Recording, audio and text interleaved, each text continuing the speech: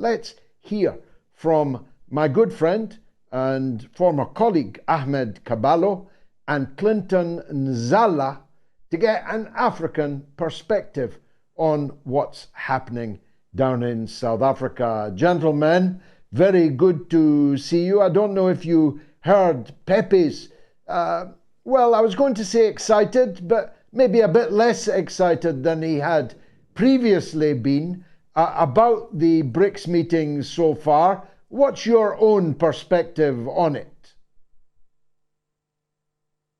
Yeah, I mean, the whole African continent is excited about Brics. And we went to the streets of Johannesburg and we got some box pops and everyone was excited. Every taxi that we've drove in, the taxi drivers expressed their excitement. However, going to the event today and yesterday, the excitement has kind of died down a little bit because although Brics is definitely needed and it's definitely the future, because of the actions of the South African president, Cyril Ramaphosa, to not allow Putin, to disinvite Putin from attending in person, I think it's put a bit of a downer on the whole event. Today, kind of Putin, it seemed like he took a bit of a shot at Ramaphosa. He said that, Russia will be hosting the next Brics and Russia will make sure that it's independent and not, subject to external pressures. I'm not sure if he worded it exactly like that, but that was the gist. And it definitely felt like a dig. Then Ramaphosa said something back, mentioned the war in Ukraine, and then said something like, as you said that you want this to end, the you said part of it felt a bit targeted and telling in the tone.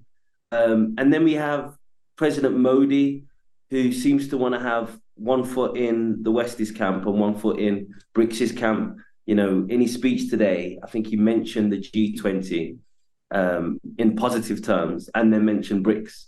And it's like, why are you mentioning G20 at a Brics summit? I'm sure none of the G20 members are mentioning Brics when they meet. So yeah, there was positive comments from President Lula. The Chinese are obviously always reserved in their assessments, and Putin was, no holds back bars, and was denouncing the West for, causing global insecurity through its sanction regime, through its wars, through its regime change program. But I just feel like there's two members, South Africa and India, that might potentially be letting the slide down.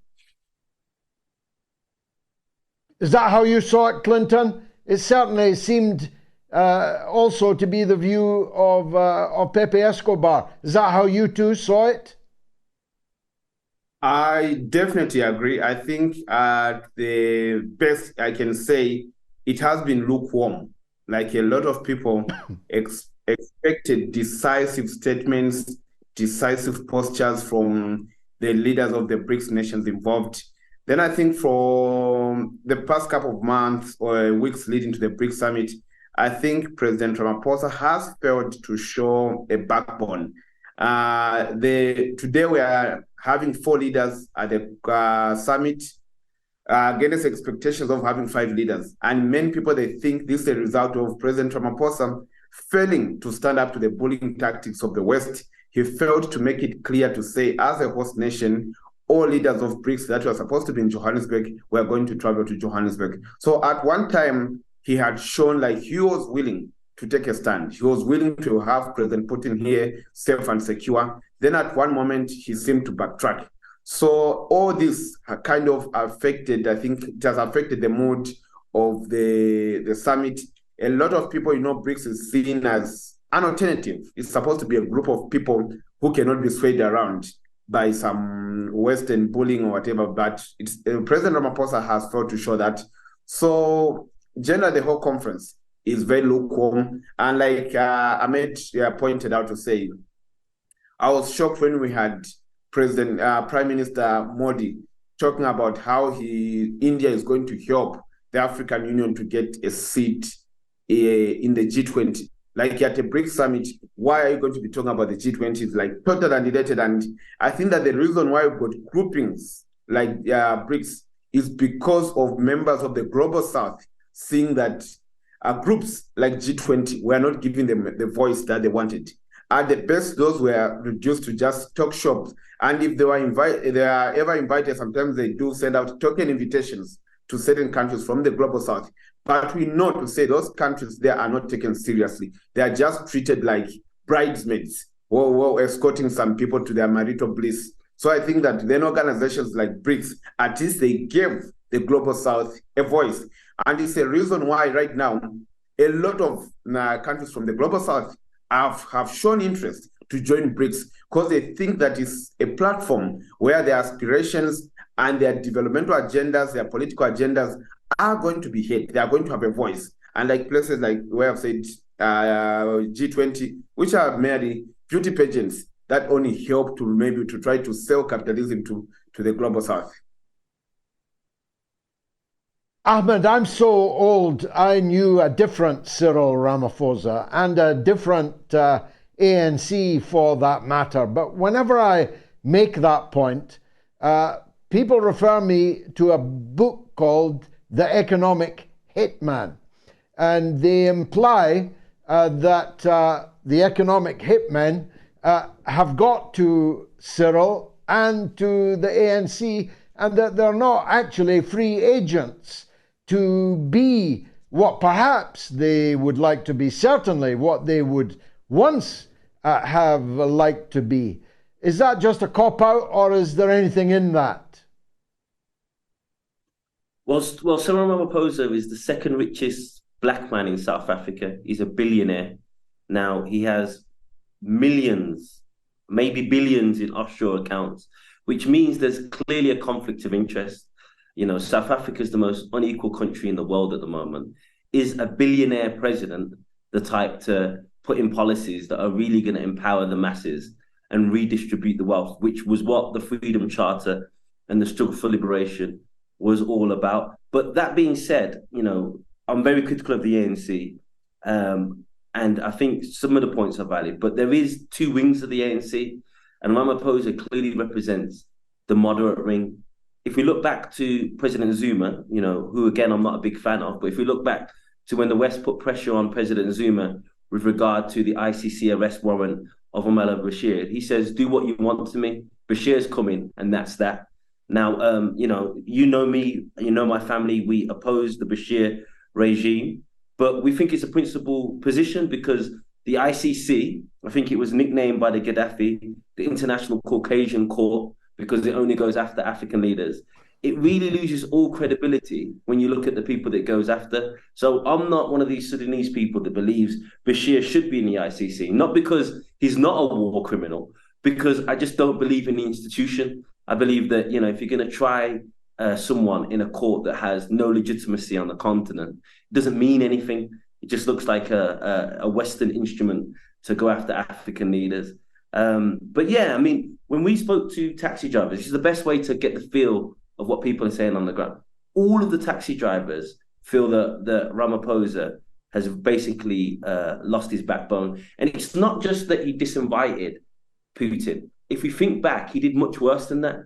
He made up this fake quote that there's no way the Russians ever said about, if you dare arrest Putin, it will be a declaration of war. Now, because it was such a provocative thing to misquote an ally about, the Russians had to come back and say, we never said that. But it does go without saying that if you were to arrest any head of state, it would be a declaration of war. So I think it wasn't just, disinviting him. I think it was the comments afterwards that showed that he's not a reliable partner and maybe not, you know, the one that should be leading the African charge in the Brics. Clinton, what significance for Africa do you see in the death of Prigozhin and his deputy in the plane crash in Moscow, outside Moscow today? Pepe's view was that it will make no difference. Russia will play the same role in Sahelian Africa as it would have done if these events had not happened. Do you have any views on that, any apprehensions about that? I think it all depends on how we not say Wagner has got quite a significant presence in the Central African Republic and the Sahel, where they've played a decisive role in ensuring that some norms and some stability returns to the region. They've helped to turn the tide against attacks from insurgent groups in those regions. So, but after I don't know if I would call it an insurrection that we saw a few months ago, I think there were some configurations that were done regarding how the Wagner Group operates in those regions.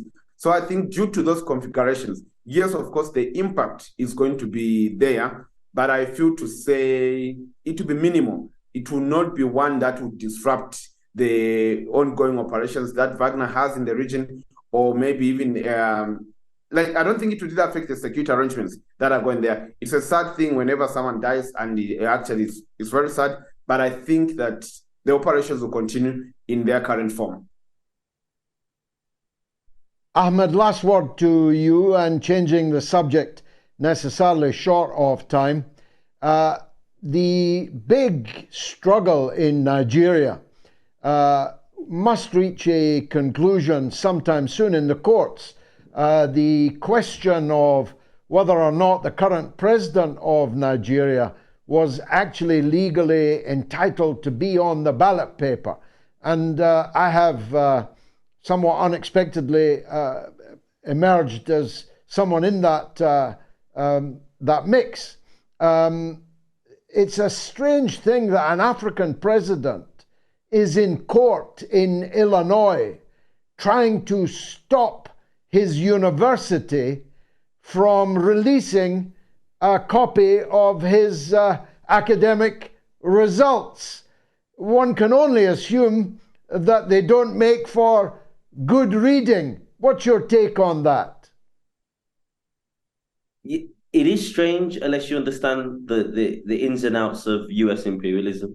He is the perfect candidate to do their bidding, because it makes no sense a country like Nigeria that says one of the biggest tribes in Nigeria with the people of Niger shares one of the biggest land borders, shares a lot of culture, dress, especially between the north, to be attacking their neighbor over a coup in a continent that has dozens of coups that happen all the time, and Nigeria doesn't do anything.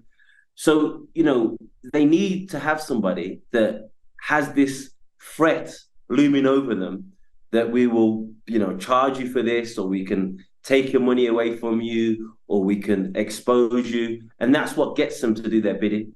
It's part of the book that you mentioned previously, The Economic Hitman. This is, I don't know what page it is in the CIA handbook, but it's definitely in there.